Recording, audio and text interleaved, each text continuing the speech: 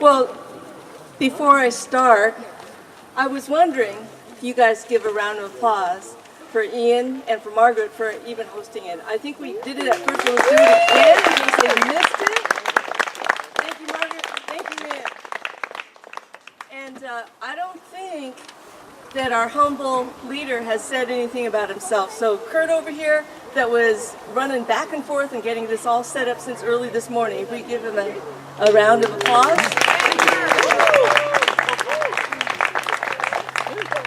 Okay, so last Saturday, about this time, me and Kurt were over on the other side of town door knocking.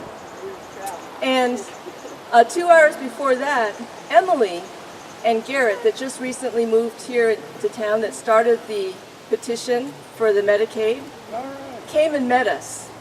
And I think it's because they understand that making sure that Margie over there and Dave Nelson and Lorene Sorensen need to get into office, because it's going to be hard work to get everyone educated so we get enough votes to get that Medicaid expansion in. And then we need the legislators to be able to vote it. Because remember, for the last 6 years, could we move the dang thing in the legislature? Not so much, right? Because it was politicized. So we need these three very badly in office. So I just wanted to mention that this week at the doors, what seemed to be compelling was to be able to tell people that Margie here was someone that got dropped in the middle of the hectic legislative session. You know, it was sort of like drinking from a fire hose, I've been telling folks, and they understand what that means. And then when I tell them that someone like me would be crying, Margie, through her tears, she would study the legislation at night, get ready for her 3 committees as well. And when it got fast and furious because people want to get home for Easter, Margie was still in there just reading. And she found something that didn't make sense in terms of local government. They had slipped it. And because of all her background, she was able to see it. She listened to it on the floor and she got up. And she was able to use her sense of humor and her direct, practical way of speaking. And everyone said, whoa, we missed it. So folks from both sides of the aisle, they need Margie back in. I'd really like some help to get her there.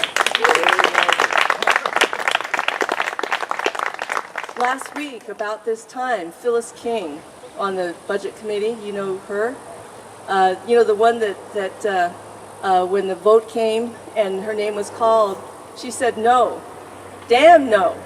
This one said that Lorene Sorensen is someone we got to get in, because you know how you've seen legislation that goes through and then it gets caught in litigation because the words are goofy? Lorene's going to help us with that. It's very critical. Yay, Lorene! When I'm at the doors talking the accolades of Dave Nelson, and then I mentioned something about a certain gentleman by the name of Dan Foreman, people say, that's enough, Sue, we got it. We're voting for Dave if he's running against Dan. All right. Okay, so, you know, the thing is that tomorrow we've got a training that Margaret Dibble had set up, 1:30 to 3 o'clock. Could you guys think about your circle of influence and get folks over there to get trained so that they know how to talk at the door? Because just like what Kurt said, we need that oomph here in Latah County so that we can counter the votes that you don't like seeing up in Benoit County. Okay, so we need a lot of folks to be able to talk to each other. And let's start the conversation tomorrow, training 1:30 to 3 o'clock. Okay. Headquarters? Headquarters at the Latah, yeah, at the Latah County Democratic headquarters, which is 6th and Main. Thank you, Margaret.